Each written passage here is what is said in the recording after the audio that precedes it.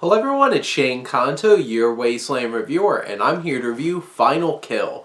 And this is a new action film from director Justin Lee and starring Ed Marone and an interesting collection of other actors from Randy Couture, Billy Zane of all people, and Danny Trejo in a small role. And this film is about a hired protection, like a guy who that's what he does for a living. He protects people. He gets hired. He's there to protect people that pay a lot of money for protection. And he's been traumatized by his previous work. His most recent job was a near-death experience, and now he's like convinced to come in for one last go. And it's supposed to be an easy one. You're guarding this couple who stole money from a bad organization. They're in a mansion, they're on the beach. It should be a pretty relaxed job. And it gives our main character, played by Marone, Mickey gets a chance to really reflect upon some of his past experiences. And honestly, this film has some solid action in it. And it has some solid laughs. I think Marone gets a few times where he gets some really good lines and really delivers it with some gusto, which he gives a really committed performance. He's overacting a lot, but I feel like it fits into this pieces of the film. And I'll talk about that a little bit more, but in terms of, I think he gives a really solid performance.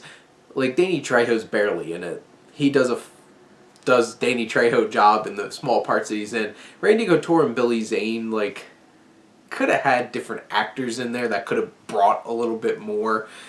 Like, Randy Couture's there because he looks intimidating. And I guess Billy Zane's like, people know who Billy Zane is, just haven't seen him for a while, so throw him in the movie.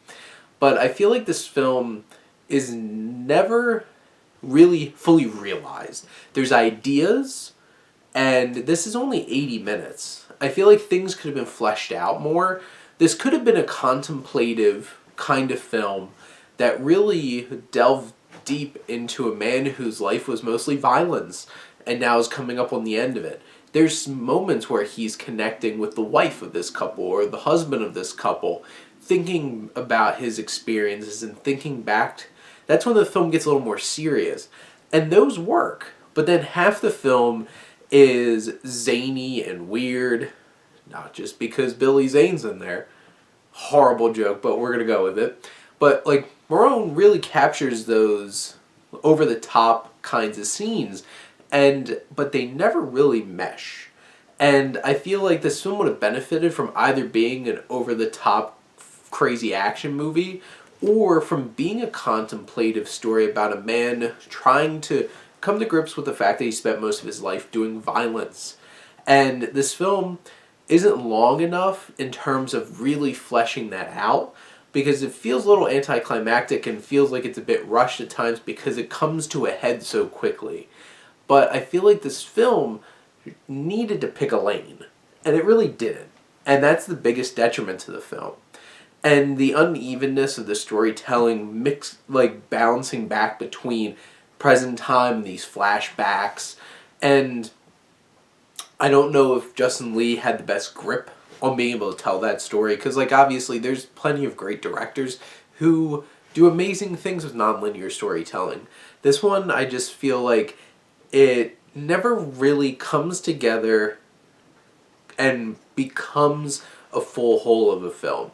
It feels like ideas that never fully click. So in the end, you're just kind of like, oh, well. And, like, the dialogue, for the most part, is not the greatest. It's a really cliched, simplified kind of film. I feel like it had some ideas that could have benefited from being fleshed out, which would have made this film stick out and be a little more unique. But it's a collection of ideas, a condensed story arc, in a way that's just a disposable hour and 20 minutes. And I don't know how many people are going to be remembering Final Kill long after.